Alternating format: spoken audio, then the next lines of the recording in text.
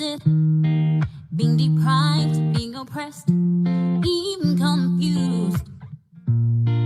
It's enough now, we're taking the power back. We're stronger than before, we're prouder, too strong. The worst is over, from Cape to Cairo, on Morocco to Madagascar, from Cape to Cairo, on Morocco to Madagascar. Good afternoon and welcome back to the AZAPO online political education platform. I am very pleased that you managed to connect with us in this cold weather that has engulfed the rest of the country. I am glad not to be in the Gauteng area today and enjoying the sun where I am. So it's great to be outside of Gauteng for a change, and welcome back to this online platform. I am very honored and pleased to play host to Advocate Mojanku Gumbi, who will be talking to us about the protest and struggle, reflecting on the recent unrest that had engulfed the country in the last 2 weeks. Advocate Mojanku Gumbi does not really need an introduction to people of this organization. She is well known as many caps and many things to many people. Others know her as a human rights lawyer. Others would recall her stint as a special advisor to the president of the country at the time, President Thabo Mbeki, first when President Mbeki was deputy president, and then from the time when he was president of the country from 1999 to 2008. And during that period, she did a lot of work when it came to matters of economic diplomacy, ensuring our global presence and global presence of South African companies, and ensuring a lot of work was done in peacemaking initiatives in the continent, more especially in the DRC. You would recall her involvement in matters of conflict in Cote d'Ivoire, Sudan, Lesotho, Somalia, the Balkans, the Middle East, and you name them. But I choose to remember her contribution more as an activist, for liberation of this country, and more particularly as a Black consciousness adherent and a stalwart of this movement. Welcome, Comrade Mojanku Gumbi, to this platform. Thank you very much. That warm welcome. Yeah. So today we are really doing some reflections, and reflections are reflections, and people are entitled to their views and opinions. And you, as connected guests, are welcome to disagree with us and our reflections and views on matters as we saw them unfolding, in our country in the last 2 weeks. And even people in the governing party, in the ruling party, are so conflicted about how to analyze and reflect on things that had happened in the last couple of days, and others are looking at it as insurrection, and others have views. But the fact of the matter is that our country lost almost 340 people during that period, and our country was afflicted and lost a lot of money in billions of rands in terms of economic activity, in terms of the economy. And the economy of KwaZulu-Natal was at standstill, and nothing could move. And some of us who had spoken to a number of people in KZN felt and understood the impact that it had on people. Advocate Mojanku Gumbi, can you give us your reflections and your perspectives on what you saw and how you felt when things were unfolding and the aftermath of that occasion. Well, thank you very much. Let me step back a little and start at the beginning. You know, when we talk about the struggle in this country, we are talking about the just struggle that our people waged against a system that sought to dehumanize them.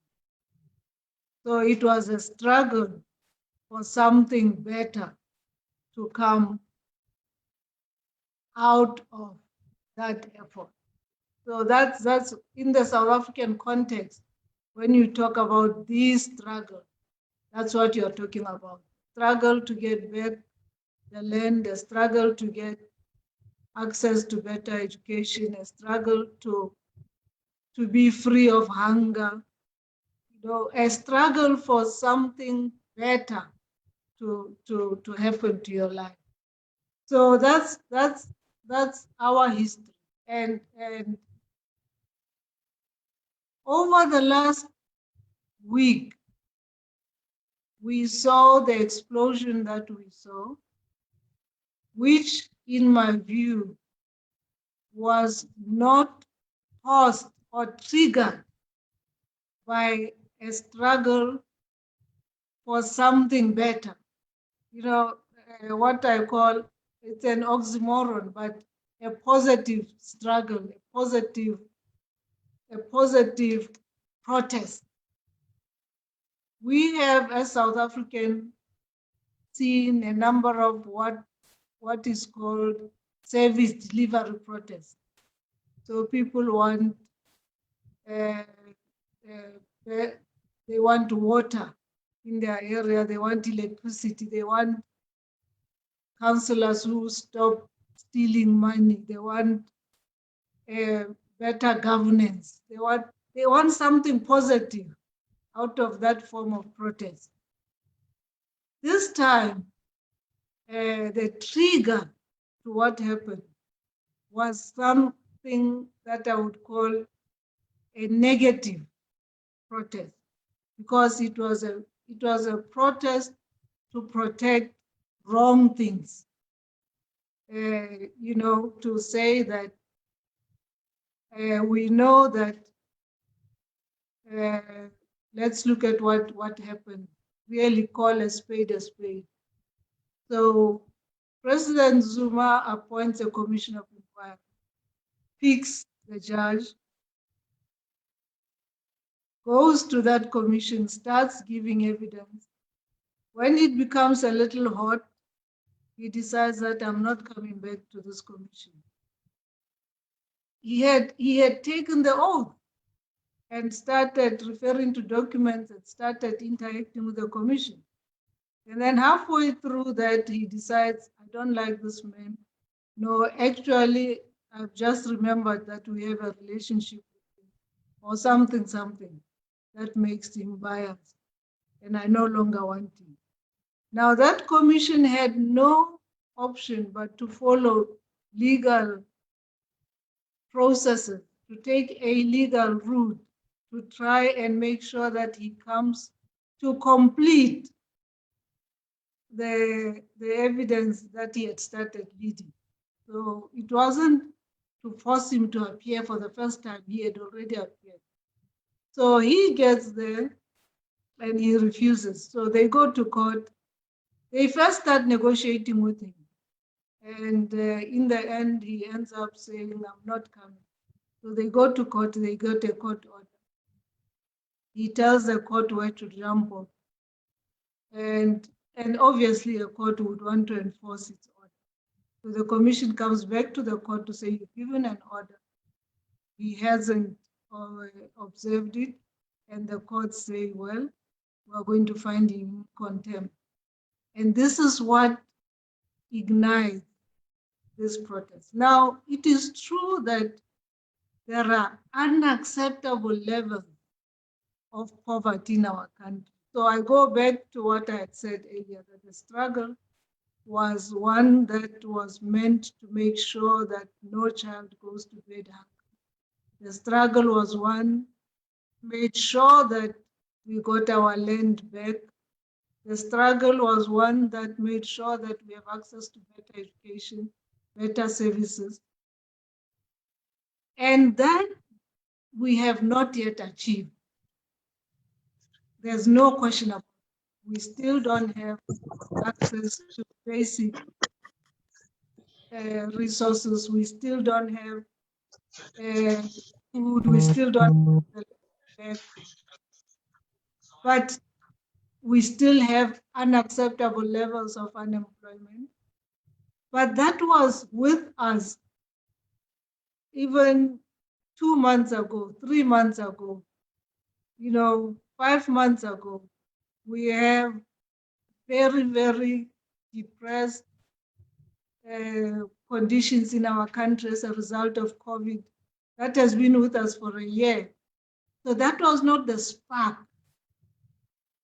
The spark was this implementation of a decision of the court to say that we have to make sure that everyone is equal before the law. The law applies equally to everyone. No one is above court processes. Everyone must subject themselves to that. That was what sparked this particular incident. Now, you asked me how I felt when I watched it. I think in many cases, it really was sad that, the way it started, a group of armed men with, covered faces attacked trucks at Moi River Plaza and set them alight. That's how it started. Now that's an organized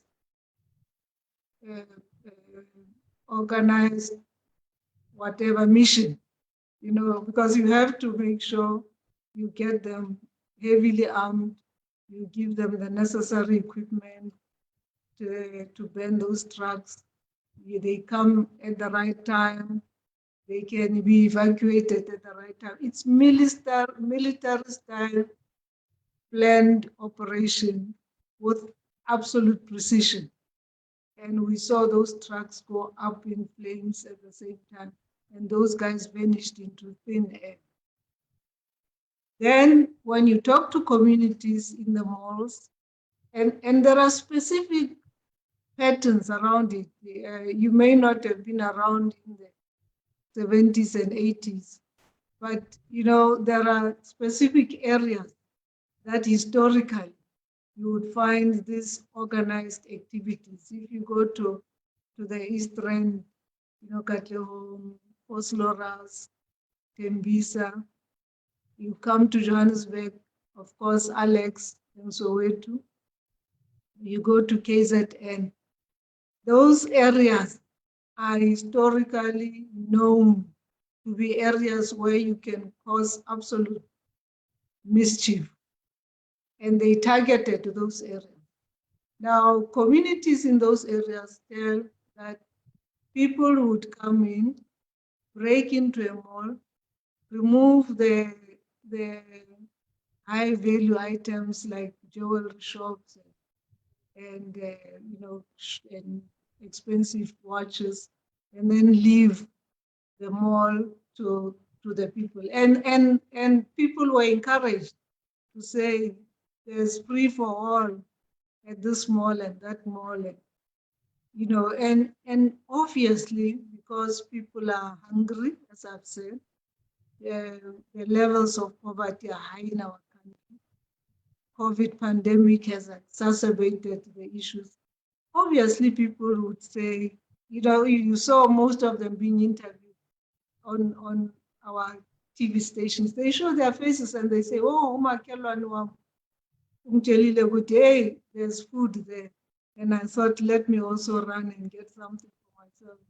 Oh, abangani bam came around. It became free for all, but it was enabled by the ones that went before.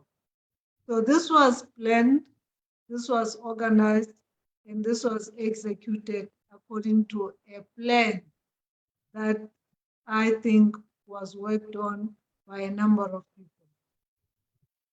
So you asked me whether this is an insurrection or attempted insurrection or coup or whatever. You know, for the longest time, the governing party, the ANC, has ignored the mandate that it was given by people that voted for it for the longest time. And for the longest time, it has been aware of that. If you look at the political report that the ANC makes public from Mafikeng in 1997 to Polokwane to Bloemfontein to up to Nazareth, there's a common thread where they accept that they have been looking inward and forgetting that the trust that they were given by the people, the votes that the people gave them, were in order to change the lives of people for the better. But instead, they've been looking at fighting for position, fighting to just enrich themselves at the expense of the people. And they analyze it very well in their documents. I mean, it's brutal if you read their documents. But they do nothing about it because they have absolutely no intention of doing away with the patronage system that exists amongst and between them. They have no intention whatsoever. People would say to you that perhaps if we remove the old leadership of the ANC, you might have a better chance of the ANC renewing itself. But look at some of the most corrupt. That's why the ANC Youth League has not been able to reinvent itself, because that layer, next layer, is in many ways even more corrupt than the one that is in office now. So they have known that this is going to happen in many ways, in my opinion. But secondly, I always say to them, you created what I can call the Zuma factor. He is a creation of the ANC. There's a time when the ANC had, let's say, they had 300 and something members in parliament.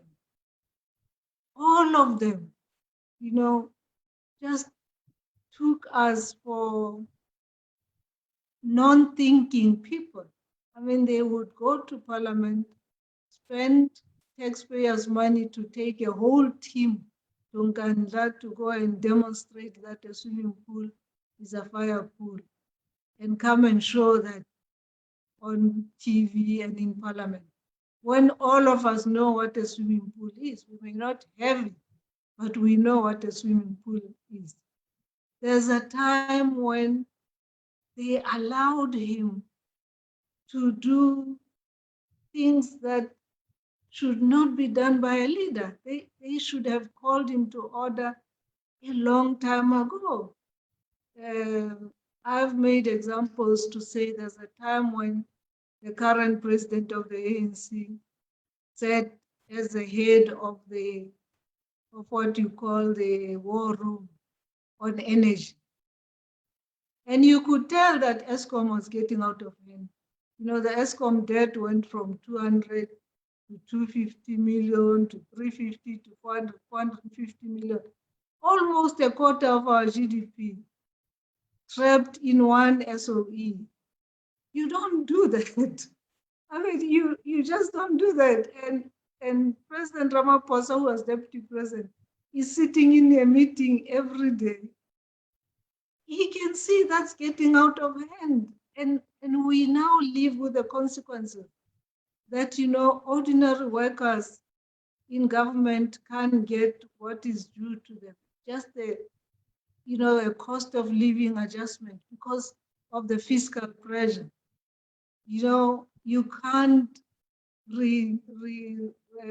restore lost power still because there's no money. They've emptied the kitty. They knew.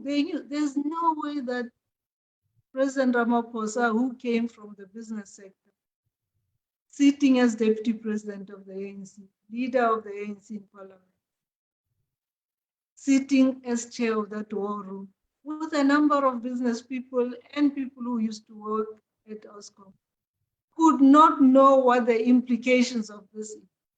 Unless he honestly says to us he doesn't understand the difference between a debit and a credit, just basic accounting. That, you know, if you owe that much or the state has given guarantees for that much, what it means in terms of paying that money back. It really would be scary if he didn't understand what that means. So there are quite a number of interventions that they could have made and chose not to make. And now we're sitting with a country that is in many ways, you know, I honestly don't know which way we're going. You know, you look at the when we talk about protest, look at what happened in Tunisia. You know, it took just one young man to say, I'm tired of being harassed by police. I'm trying to make a living and sell vegetables and fruit in the street. And these policemen harass me every day looking for bribes. Enough is enough. And he set himself alight. And Tunisia has never been the same up to now. And they can't just find their balance. You know, look at Sudan. It took the price of basic goods, including bread, just the price of bread getting out of reach for ordinary people, for people to come out into the street, you know. And now it can't find its feet because once the genie is out of the bottle, I can tell you it is very, very difficult to put it back in. So I'm very, very worried about our country. I don't think a law and order response is going to put this genie back into the bottle. I think we also, as AZAPO, have sat back and became spectators in a game played by others. And we may just all burn with the rest of them, you know, it's really is a very difficult period, very difficult period. I mean, and on top of it, even that law and order response is very doubtful when you see the kind of incoherence that you see in government. And even if he was to deal with it, let's say President Ramaphosa this week decides, I'm going to fire a Minister of State Security and Defense or Police, just as an example.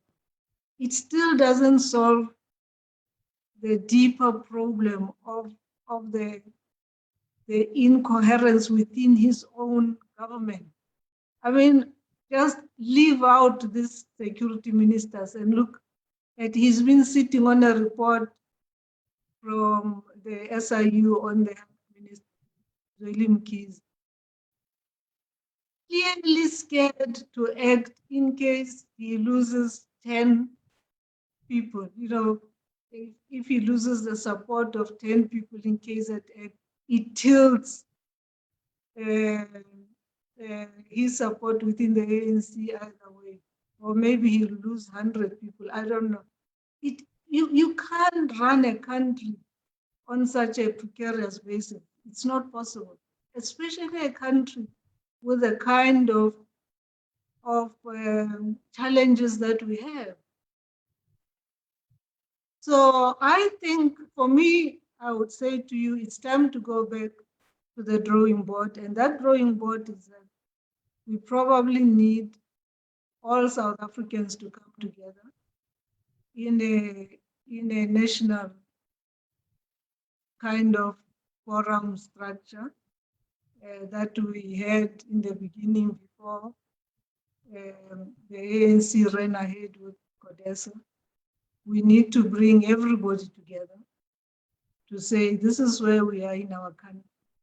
What was the South African project? What did we want to do with our country, really, before all this confusion came in? Before, in my view, the ANC became very, they were very, very,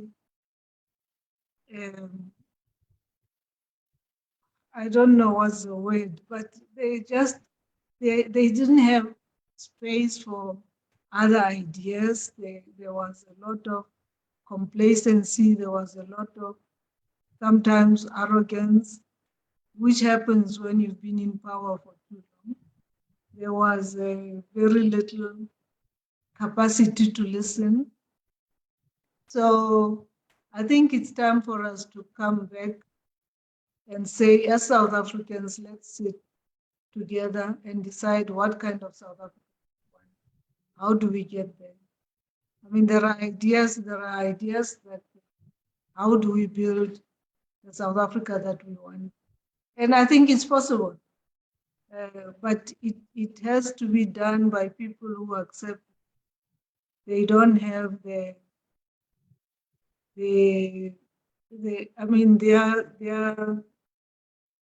way is not the only, or their way is not the only way. They don't have the exclusivity of solutions. I think that's, for me, that would be the only way to go about it. But we can't continue with a number of just the levels of poverty, the levels of unemployment. The genie is out of the box, not going to go there. And we may paper over the cracks for now, but a year later it will come out in one way or another. We paper over the cracks, a year later it comes out again. And so we really have to go back and decide, how do we go about it? That's just my opening statement. Thank you, Comrade Mojanku. And, I think those are the realities of our country. And I think those are the facts that we need to confront as people of our land. And I think it's important for people to understand, because questions are being asked. Unfortunately, you're an advocate of the court. You can explain, the difference between, the Zuma matter with regards to his contempt of court versus the Botha matter, where he was in contempt of the TRC at the time, because people are asking questions. Why do we seem to be seeing a difference in the manner in which the courts are dealing with the matter of former President Zuma, and he is seen as in contempt of the Constitutional Court, and whether really it is justiciable for the court to have acted in the manner in which it had in this matter. And maybe we can start there before moving on to really whether this is a country problem or an ANC problem. Because remember, in as much as we see President Zuma being arrested and all of that, But these are factions or factional battles or fights within the ANC that are manifesting themselves in the form of what we see as impacting the country and manifesting themselves as more of a country problem, largely because the ANC is the ruling party in our country at present, and perhaps the lack of coherence and the delays in acting against all of the things that have been unfolding is maybe attributable to the factions within the ANC. Can you comment on that? Yes, I think when you are summoned by a commission and you don't respond to the commission someone in terms of the commission's act only, the commission itself can, the bottom matter, the commission itself can say, this person did not respond to our someone, and therefore this is the one, the lesser, the one of the maximum punishment is not 6 months. 6 months, yeah. Okay. Now that's just within, if the commission itself says we gave you someone and you didn't appear. So President Zuma appeared. Remember, he appeared before the commission. He took the oath. He started giving evidence. And it was only halfway, not even halfway, a little bit down the line that he stopped.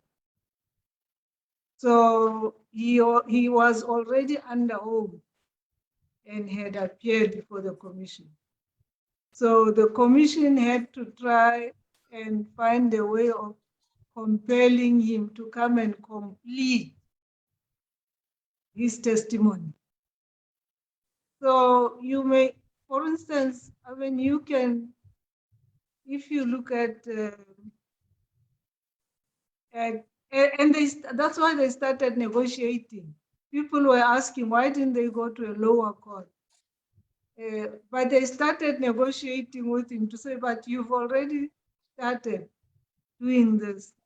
And when he then filed his application to have Zondo recused, they said, okay, fine, you have the right to do that. But when you do that, it doesn't automatically stop the process. You also have to file an application to interdict the commission from continuing while your review application is being heard. He didn't do that. And I don't think it's for lack of political advice, because I trust the lawyers that represented throughout the process. They know the process throughout. I think he chose a political battle. He told himself, I'm going to adopt a political approach to this thing as well. So the commission had no option but to go to court. And remember, at that time, they had thought that their time was coming to an end. Because remember the extension, the 3 months extension that they've been getting, they didn't get. So for them to have started at the lower court, when they had wasted time negotiating with him, would have really put them on the back foot. For a witness, because this is a different witness. That's why I keep stressing this, because this one had started giving evidence. If somebody had not started, you can ignore it. Yeah. When commission will just say, no, Mojanku never came, like the Guptas. Yeah. Like they never came, there's nothing we can do. So we write the report without them. But this one came, And so he's a really special kind of witness. So that's why they had to run to the highest court to say, maybe that's the best thing we can do. We'll run out of time. He started, let's go to the court. And so the contempt was not contempt of the commission. Yes. It was contempt of the Constitutional Court order, because the Constitutional Court had issued an order to say, compelling him to go back to the commission and finish what he had started. So the Constitutional Court issued an order of contempt of its order, not of the commission. Yeah. So, I mean, wouldn't you say he was also contemptuous of the commission itself? Having gone there and then been summoned and ignored the summons. So, and maybe that's where the confusion could be coming from. That he was in contempt of the commission itself. Considering that he ignored all of the summons that were issued to him. And well, at least not all. He himself says it. I was there. I appeared before that commission, Yeah, this thing that people say I ignored it is not true. And we saw him on TV, not just on one occasion, but on several occasions. Yeah.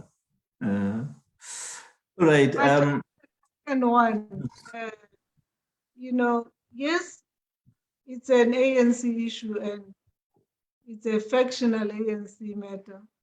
There's no doubt about it. They say it themselves. But they have imposed their factions on us, on all of us. And you are right, not only because they are a governing party, but because whether we like it or not, the majority of our people had given them the vote. Yes. The last time we voted,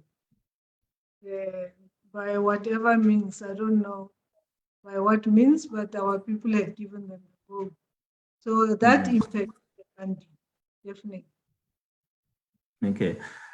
Would you say then the response that we saw, after Zuma was jailed, was in response to the jailing, or it was just a tipping point that the country was waiting for, just to enable the wound to basically burst and fester, and to enable the world to see the extent of poverty, that is engulfing our nation.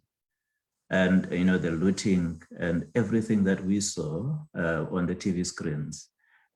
Because there's a sense in which some believe that it had nothing to do with Zuma at all, but more to do with the, as you indicated earlier, the poverty of our people, the hunger and, the unemployment and all those matters. And those who instigated may think, yeah, okay, we started something, to fight for Zuma's release, and yet the response, in essence, and the everything that we saw was not about Zuma at all. It was more about people. It was more about people looking for answers to their own poverty-strickenness. I think that what triggered the unrest was the Zuma factor, the jailing of Zuma. I honestly have no doubt about it. We've had Marikana. Yeah. That was a sad moment in the history of our country. And it was visual, and it was ugly, and it was ordinary workers asking for a living wage. That could have, ignited a major uprising in our country. We've had the killing of Unrest. Also, it was around service delivery, water. We've had life estimate, just a major neglect of the most vulnerable of people. And And those are things that should bring us out into the street as people to say, you can't say you are a caring government when you don't even know where you put the most vulnerable of our people, who were given into your care, disabled people that were put into state's care. They don't know where they are, literally. So, and then just the rates of unemployment, it was in June, early June, when Stats SA released unemployment of 15 to 24-year-olds, the expanded definition, 74%. I mean, which country has 3 out of 4 of its young people unemployed?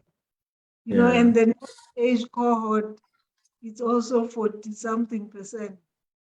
Which country has those kinds of percentages? So, and those were released, and there was no uprising. The slow pace of vaccination was raised as an issue that is destroying the economy even more. There was no uprising, Zweli Mkhize, let's say, who was the face of vaccination, was at least alleged to have abused state funds. How PPC, people stole money meant to save their mothers and fathers and aunties and brothers. They stole that money that is meant to acquire protective equipment, vaccines, and everything. They stole. What kind of people do that? But there was no uprising. This one, definitely, it's people who decided. Now that we've told you that if you jail Zuma, we're going to show you. And as I say, armed men, heavily armed men in balaclavas came and vanished into thin air, burned trucks in Moy River, then went back to plan havoc in KZN and in those identified areas. And then I'm not sure if you listened to the president, I don't know really what his views are about what is happening. And initially he saw it as, tribalistic matter, and then he saw it as an insurrection. And so there is a general confusion, a sense of confusion within, the ANC about this and how to describe it and what it means for the country. And I heard you saying maybe we need to mobilize, the country, for its own sake, and to some kind of a forum where, as a people, we decide on how, we move forward out of this, and what should be the agenda of that conversation, and what it is that we should be saying when we meet as a people at that forum. Because what is clear to me is that the answers to, this problem, this ANC-created problem, is outside of the ANC.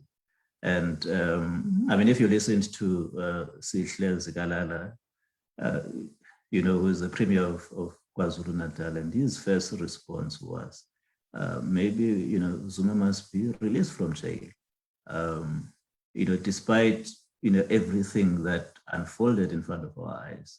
And his answer would be, okay, it's well and good, but, the remedy to all of this is the release of Zuma. And I think that has been a trend within, the ruling party, that of imposing their own personal battles or factional battles on us as people of the land. If we were to resolve this and come to that forum, how do we resolve it, in your view? Yes, first of all, let me respond to your first question. I mean, I can understand the confusion on the part of the president. and people within the ANC about what this. Because if it's an insurrection against who? So aimed at It's a what? state.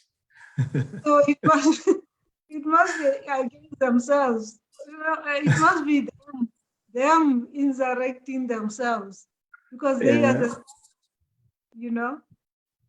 I think that isn't that where the problem is, that of thinking that the ANC is a state and forgetting that they are just ruling the state and not necessarily are the state. Because there is, that conflation and thin line that seems to exist within the ANC of thinking that because they are a ruling party and they are therefore the state, and yet the state is bigger than the ANC. We are all part of the state, and they are just ruling us within the state. Absolutely, but let me then narrow it to say if it's an insurrection against the government, because usually people rise to remove a government and replace it with another. So is the ANC removing itself to replace it with itself? That's really what that's really what it is. That's why they are confused. So because the president came on a ticket of unity, we're unifying the ANC. He's unifying factions that I don't know it's possible to unify. But it really could be very strange one. Every insurrection I've spoken to you about Tunisia, I've spoken about Sudan, you go anywhere, people are there to move the people in power and bring something new and bring new people into power. So that's one part. But this national dialogue, I think the churches or the faith organization can lead us in convening such a dialogue. I know not everybody is faith-based, but they seem to have the majority of South Africans behind them. And I think the agenda should be, one, we should certainly revisit the electoral system that we have in the country. I think it's time for us to look closely at the recent decision of the court, but also the Van Zyl court on how we choose leaders in the country. I think we should revisit our economic model because we've seen that what was on the table has not worked. Or maybe just have not had will to implement it. I think we should definitely look at land redistribution, land ownership, not just for the sake of it. I'm not one of those who says we want our land only to come and sit on it. I mean, it must be protected. If it's mineral rights, they must be owned and taken by people who can work them and make sure people benefit, the communities around them benefit, the country benefits out of that, not just sit on them. So we need to look at this issue of just social cohesion. There's no question about it. If you look at what happened in Phoenix, there are some uncomfortable conversations that we've allowed to just, vanish. I mean, in AZAPO, we don't have that problem. We've always known that we were oppressed as one people, the so-called Indians, so-called colored Africans. We were one people.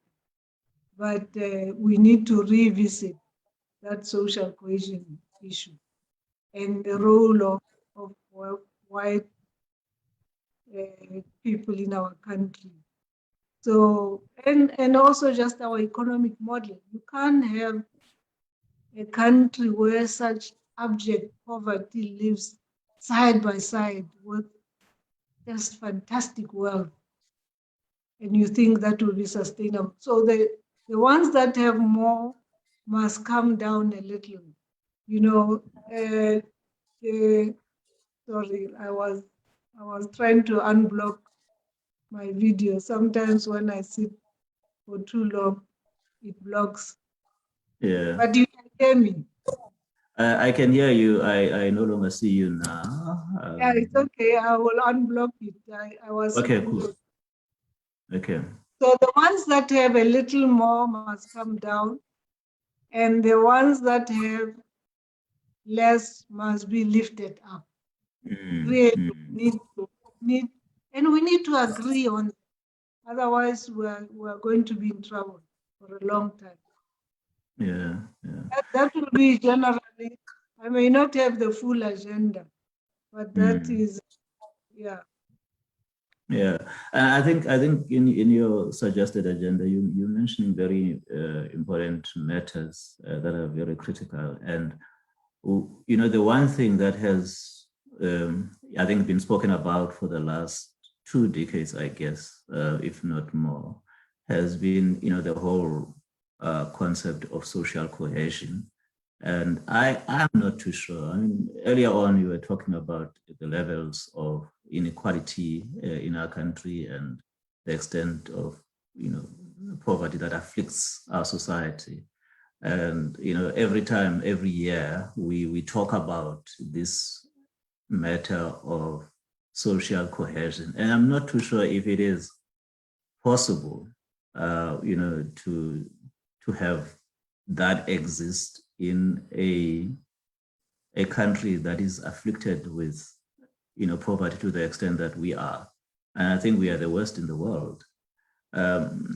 Is it something practical? Is it something possible? Sometimes we in AZAPO speak of this one Azania, one nation, and you wonder whether this vision is possible, in the face of what we see. And some would say, it can only be possible when, some of the issues you're talking about, that those who are, at the bottom of the trough, rise up, and those at the top, give a little more to people, and, try and do some bit of leveling. And, I'm not even sure if it is something that is achievable in the context of the kind of economic model that we have.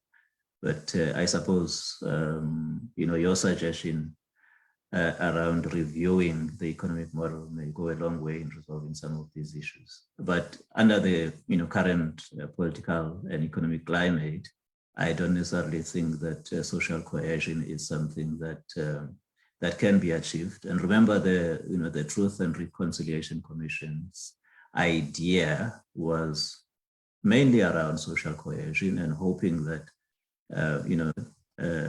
issues of arising out of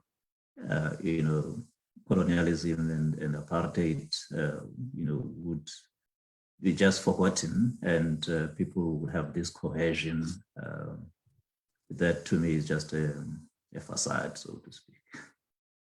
Well, I don't think that you should be that defeatist around around social cohesion. Yes, it's difficult. It's difficult, and it continues to challenge many countries. I mean, one of the biggest challenges of many countries, if you look at Ethiopia now, they're at war. And it's because they have been unable to manage diversity. Yeah. Diversity is very, very difficult to manage. And it needs absolute constant leadership. Because there will always be a sense of difference, because people are different. In Ethiopia, the Tigrayans led the war against Mengistu, and therefore became very dominant, although numerically they are not the biggest sort of ethnic group, if I may put it that way. But you know, they are the most educated, most strategic, most, you know, they lead many sectors, the banking sector, the airlines. So they've always, and they are good fighters.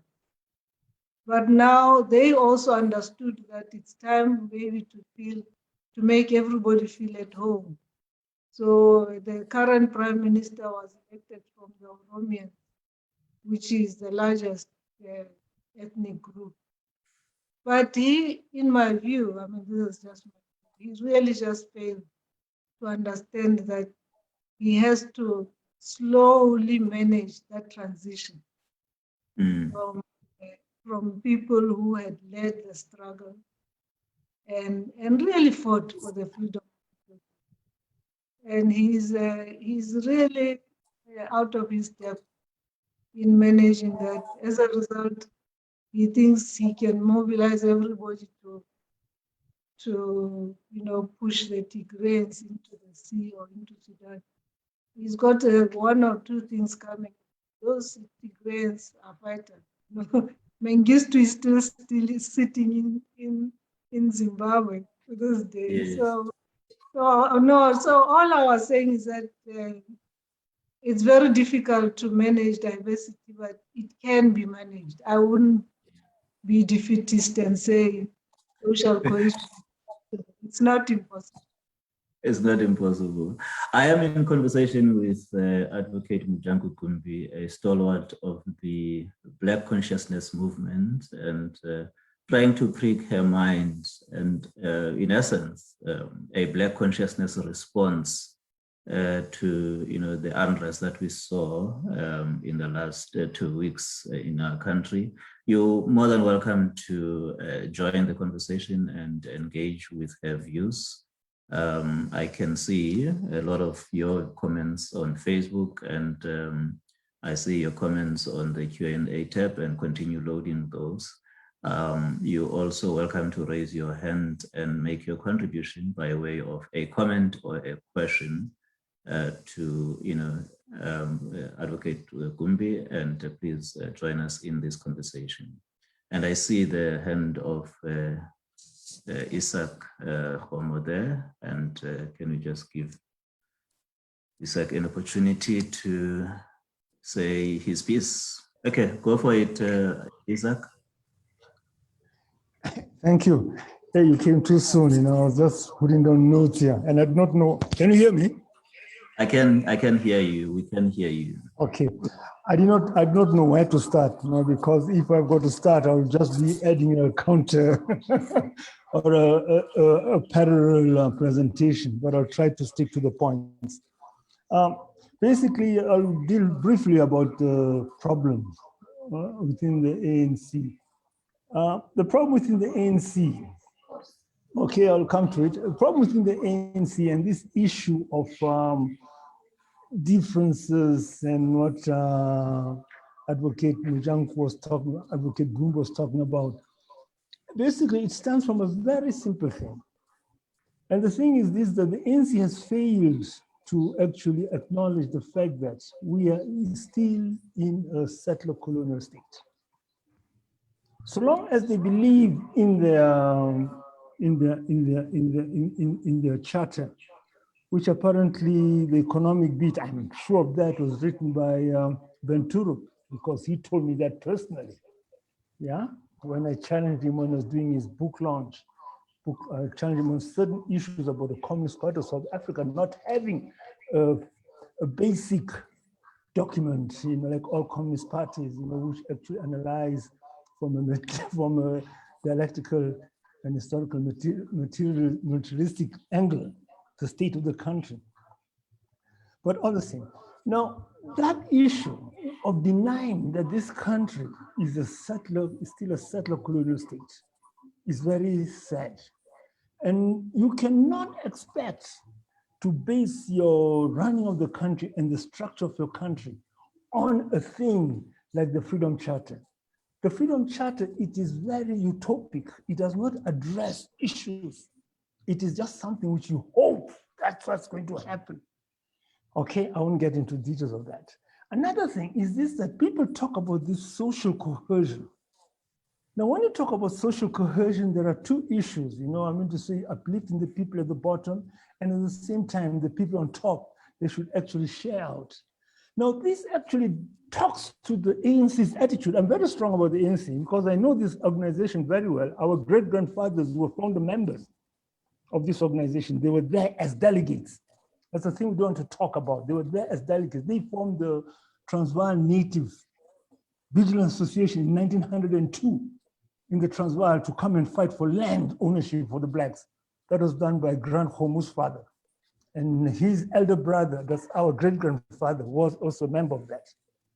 But all the same, now you are talking about the issue of those who are on top actually coming to assist the people at the back, at the bottom. Now, this basically, it actually shows the other attitude of the ANC, which is not the attitude, but it's the arrogance of actually looking forward or relying heavily on white philanthropy. That's a very serious, that's a very serious issue of the ANC, which I don't hear people talking about. We cannot go and rely this kind of, leave the freedom of this country or the resurrection of this country on white philanthropy. We are going there to beg them to do this. But that's been the attitude of the ANC. Now, what are they supposed to do? They're supposed to really realize that this is a settler colonial state and actually come up with solutions to that. But the biggest threat to South Africa and the biggest solution and the easiest way to solve the country's problem, it's not with the plan that they've given, the economic plan of the 2030, we're going to increase education. That basically is a plan which was there with the left-wing and National Party members when they're still in power, when they're still fighting among themselves. But I've got a book which has got the same solutions. But the biggest way easiest way is actually to create, to empower the rural South Africans who are just 40%. But that 40% is the 40% which is actually generating your internal economic refugees who are there in your informal settlement. The South African economy has shrunk and is based upon the service economy. It can never produce, and you're trying to turn South Africa into a welfare state. The economy is not robust. I've been saying so, and I even told Mbeki once, that it's not robust enough to come and have a welfare state. You don't have that, you never had that money. But then there are the people in the informal settlements, and they keep on growing. They're going to give you houses. You will never be able to finish that. The thing was that to stop this route just where it started, as the Japanese did it after the Second World War.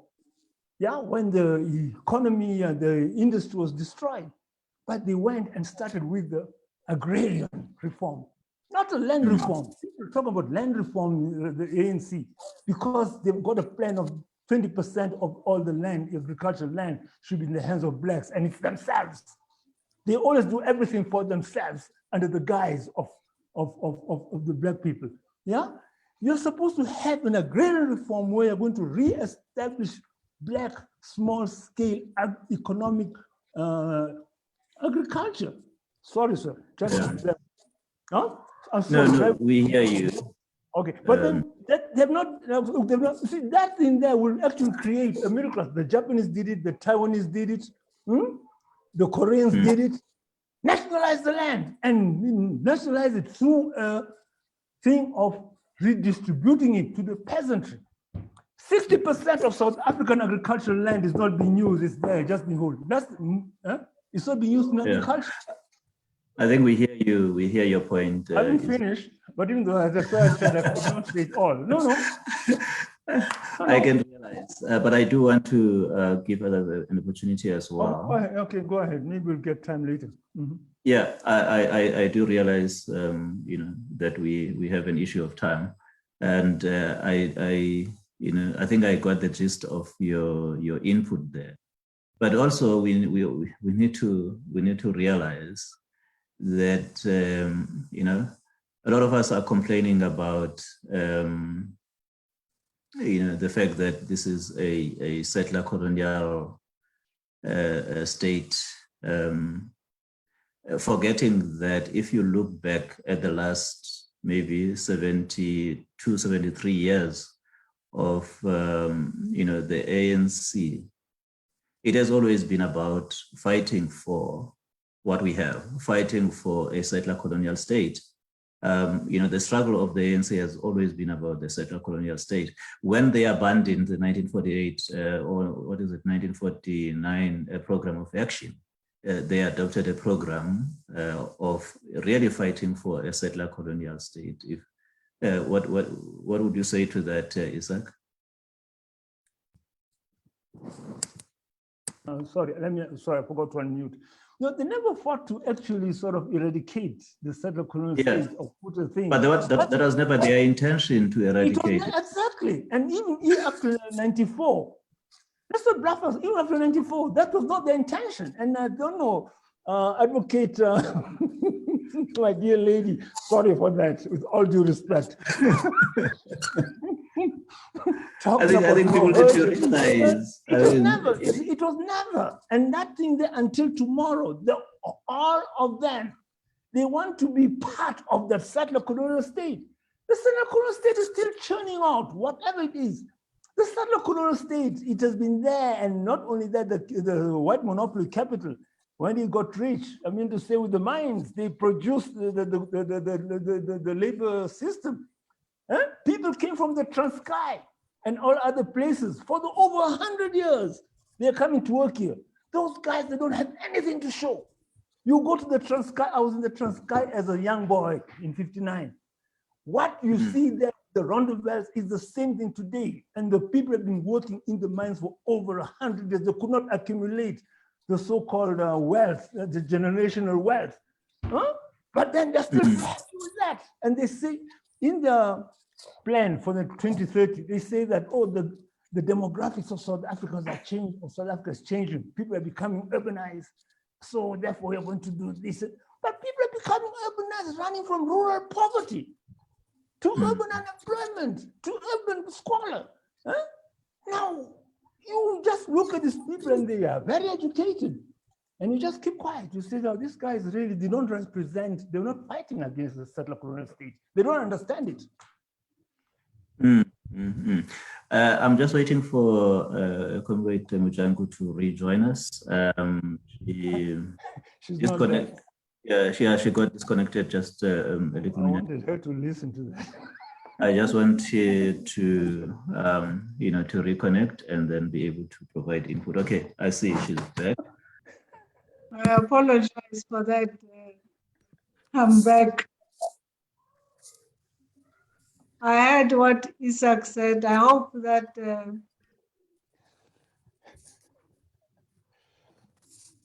I heard all of it, Isaac.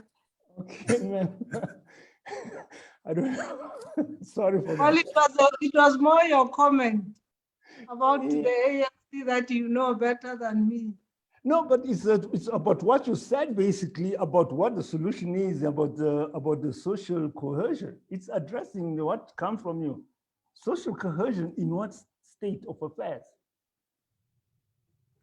All right, Comrade Mojanku, maybe you may, you know, give response to that if you do want to comment on what Isaac was saying and everything that he said. Isaac, yes, ma'am. In the sense of making sure that we are able to manage our diversity in all its manifestations. I've given examples of why we're back to war in Ethiopia now, and you know that more than me, that if we don't deal with that now, it will come back to haunt us. So that's the kind of social cohesion that I say we have to work on. And it really is,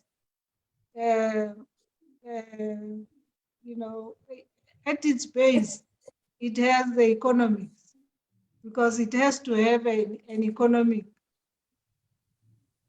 foundation. You know, apartheid was just an excuse for our economic disempowerment.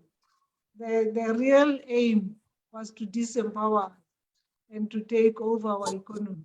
So apartheid was just a social construct that was meant to cover up for the economic disempowerment of Black people. That's all it was. So all the time, you know, people come with all kinds of things, but the base, at the very base of it is economics.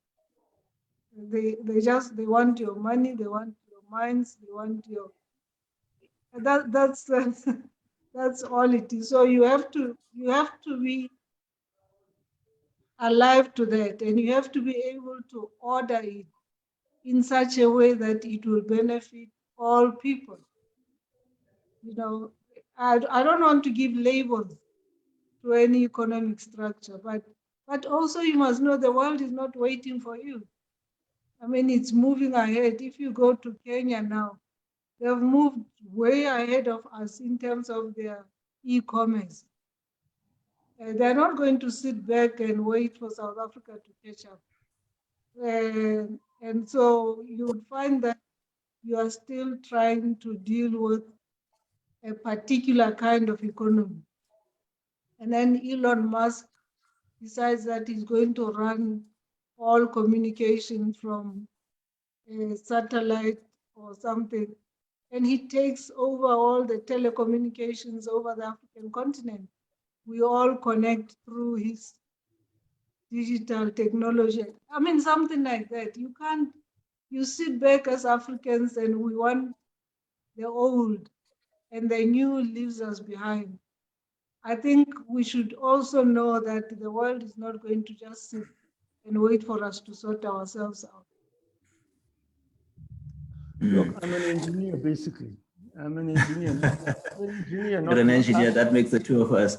No, I'm a chemical engineer. And I know you talk of, and I've been involved in over 20 years in industrial development in a small country called Tanzania. Now, what I'm trying to say is this, that when we talk about, let's first talk about Ethiopia. Ethiopia's problem is not that of diversity. Ethiopia's problem is that of the national issue. The Ethiopian lacks a national order. From a feudalist, they went to a socialist which could not be spread without forming the nation. And the problem with Ethiopia is the problem of the nation. Yeah, it's not even diversity. There are countries like Tanzania which have got much more bigger diversity than Ethiopia. Ethiopia's got about 60 or whatever tribes. Tanzania's got about 120, and it's very stable. But let's put that on the side. Now, again, I'm not saying that when you come and look at the peasantry, when you look at the peasantry, okay, we'll speak on that. When you look at the peasantry, is this that we are going to forget about where we are supposed to go? Huh? I mean to say, people know Muammar Gaddafi knew, he said that let's have our own African satellites and issues like that. But Africans were dilly-dallying. But the most important thing, our instability, it actually lacks from having a very big population which has been alienated, which has been sidelined, which has become redundant to the big economies. In fact, our instability, sorry, sir, let me just finish. Our instability was created. Ex-President Thabo Mbeki said it very well when he was on Power FM, where he said that basically the South African investors purposely, despite sitting on high liquidity, they purposely refused to actually invest in the economy, and they did that on purpose to bring the government, which was on a neoliberal line, on its knees, and it has happened. And there are many other things we can talk about to criticize the government, what they did, yeah, at the back, like this, privatizing Sasol, the cash cows. It's like what the Africans say, unakula mbegu, that's Swahili, ujapeu. You're eating the seed. Seed is never eaten. But Sasol, no, Sasol went. They gave away Vodacom. What? Vodacom was carrying telecom. They Yeah. gave away the mines of ISCO. 80% of the world's manganese is in South Africa. But then they come back as what? As be partners. Now that we're not going to talk much about it. Yeah? Thank you, Isaac. That's what we've created. Thank you, Isaac. I just want to check something else, Comrade Mojanku. You know, if you look at what has been happening in the country, and a lot of people are asking the question, shouldn't the radical economic transformation that has essentially brought us to where we are, something that should appeal to our people? And if it is, how do we then drive that message home, in the knowledge that those who are driving it right now do not have an intention of it being realized? And how drive a proper radical economic transformation in such a way that you're not seen as an agent of the WMC, so to speak? Well, I think that, one would have to know what its content is. The content of that radical economic transformation. What does it mean in real terms? What do you have to do in transforming that economy? We know where we want to go. So we know we want the majority of our people to own this economy and to benefit from it. So we need to find out how we get there. So there are people who say you get there in a radical way. What is that? What does that mean? What does it mean? Do you wake up and say all means of production as of today are put in the hands of who? Who? Because that mine still has to work for it to be productive. That factory still has to work. So I don't criticize it. I don't criticize, but I never go with labels. I always say, what does it mean in real terms? I know what I would like us to do, I listen to Isaac being very passionate about his privatization of Sasol and everything. He should just check when that happened. Because a lot of things happened just before 94 or in the months leading to 94. They didn't happen post 94. I know because, I had to go and look at those shares at the registration, at the company registration, and I found that the actual legal transfers took place before. There are others, yes, that happened up. But, we need to be factual. So I have no doubt that we have to transform the economy, as I said. No, this model doesn't work. Everybody knows it, So we have to put it in the hands of people. And it's going to need people who stop labeling. We need to go and say, Nelspruit, how many people live there? What are the means of production there? What can we look at coal? What does it do? How many people can it absorb? What kind of skills do we need for that? How many children are trained in engineering there? Or should we just focus on tourism because it's close to Kruger? How many do we train as a ranger? And, it won't be the same for Kwak. So let's say Kwakwa, we are less like it's next to Harrismith. Maybe it should become a transport hub, take over some of the trucks where Nelspruit. It won't be the same for Bloemfontein. Let's say Bloemfontein is where the ANC was born. Let it rather be a cultural tourism center. Gqeberha, what do we do? East London, okay, there's the Kruger port. Let's rather focus on bringing minerals to it. You are going to have to go into that detail to make sure that people in every village and town can do something. One of the most employment absorbing sector is the tourism sector.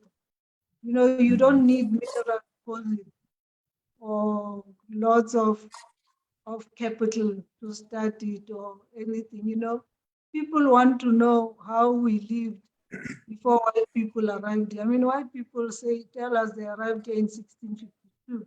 They tell us. We lived before that. We had very good settlements and cultural lives, and we were very advanced before that. We were not always slaves or oppressed or what. We had great kingdom. So there are many people who want to know how we lived before that. And you can just start in your small towns, in your township. There's so much that you can start around tourism. And it absorbs people. You know, they act as guides. They tell the story of the town. Wherever Hamuloto, you know, there's a local chief. They can participate in local weddings or traditions when something is happening, you know, bring money. So there's a lot that you're going to have to do, but you really are going to have to be hands-on. There's no one size fits all solution. Mm-hmm. Yeah, and you know, you've been suggesting that we need to talk more effectively and look at, you know, all of these that you are suggesting as possible remedies to our problems. And you know, our people are worried. We had seen conversations before. I mean, you would recall with the you know, removal of President Mbeki in 2008, that you know, there was mobilization of society for a national dialogue, and there was that national dialogue which was organized by people like Terra Likota, and you know, it led to the formation of COPE, and nothing more happened thereafter. And you know, a couple of people are asking the question whether, you know, we are likely to see another quote unquote COPE emerging out of, you know, the national dialogue that we are proposing. And I think linked to that is the fact that if you are asking for that national dialogue to be led by, you know, women and men of the cloth, you know, the leadership of the church is captured. It is within the ANC, and how will you know, that leadership be trusted to, you know, enable the process and drive it to, you know, our desired end? And in essence, how should what should be a BC response to all of this, a Black consciousness perspective to all of this? Well, the captured thing is a troublesome word. I don't know if all of the leadership of the faith-based organizations are so-called captured. I think we're moving into dangerous water when everybody is captured. Then we're never going to to move forward as a country. You know, I remember trying to talk to the leadership of Zimbabwe to say to them, you know, when you're trying to come up with national programs in a divided society, it's going to be very difficult. The women are divided, the church is divided, the soccer teams are divided, the youth is divided. You can't move a country behind a common vision. So we're going to have to accept that perhaps not all of them will agree with us. That doesn't mean they are captured. I don't go to church, but my bishop is Bishop Thabo Makhuba, Archbishop Thabo Makhuba. So I don't see how captured he is. I mean, he's written a document already on this issue to say this division. I mean, these levels of inequality are unacceptable, and the capitalist system that we have is just not working for South Africa. So does that make him captured? by the socialists. No, I don't know who on whose side his capture is, you know. Yeah. So we can decide how we want. People would say, no, we no longer want judges because they are also captured. We can't do that. You know, guys, Society can't function like that. function like that. We have to, if we say, okay, representatives of the judiciary or retired judges and the churches come with representatives and then civil society, we can do that. Let's get going. You know, not everybody will be happy, but let's get going. So out of that dialogue, I mentioned the kind of things that I thought we can talk about. You know, just the electoral system, just as an example. You know, we've seen that it doesn't work. We persuaded the Basotho to look at the electoral system when it became clear that a system that always, where there was a winner takes all, just didn't work for them because they would fight every year. There was a new government. So they have what they call a mixed member parliament. So, you know, which is what we have at local government. If we could persuade the Basotho to do that, why can't we do that? Let's look at something like that. I'm not saying out of that dialogue will come a political party. The political parties will come down the line. But dialogue would at least have said, these are just the minimum requirements that we need to reset the button. Otherwise, as I say, right now, the genie is out of the bottle. I don't know how many times to say. You may think it's quiet this week or next week.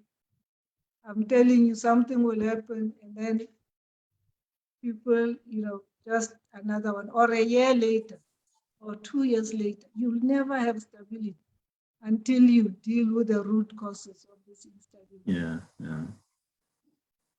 No, thanks for that. Sure, I can't believe that time is, you know, almost moved to course to conclusion. And so we left with, you know, about 2 minutes into our program.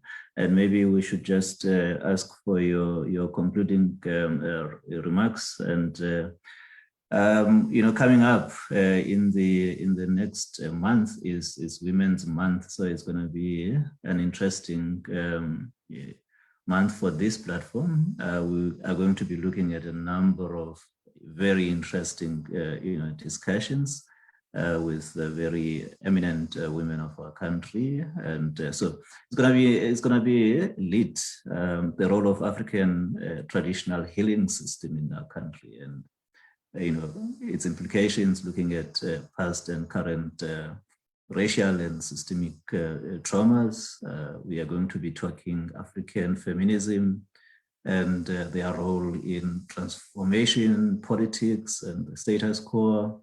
We're going to be talking about religion and a lot more, you know, the GBV, is it African or un-African? So it's going to be an interesting month. So I really look forward to, you know, the women who are going to be occupying the space, conversing about some of these interesting discussion topics.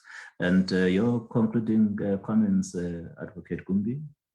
Well, we have 1 minute, so all I would say is that I'm glad you're focusing on that, but I would like you to focus on women all year through, because really there are many organizations, including mine, which has done much better, but there are many organizations that stick to really write women off quite a lot, and the contribution that women made is not as recognized as it should be. The women of 1976, the women in the 80s, you know, there's always a sense of just them being written off the pages of history. So I hope, as I say, we have to make them eminent. We can help, not you. So it's great that I close off this month with a women leader, and we'll be bringing more women to the platform in the coming weeks. And I hope you reconnect with us. It's been a great afternoon. I enjoyed the conversation with Comrade Mojanku Gumbi. It's always lovely to talk to people like you. And I hope everybody enjoyed the interaction and the conversation. And we really look forward to the following week. And that's where we end it for today. And we thank you for your comments and for your participation. And goodbye until we connect again.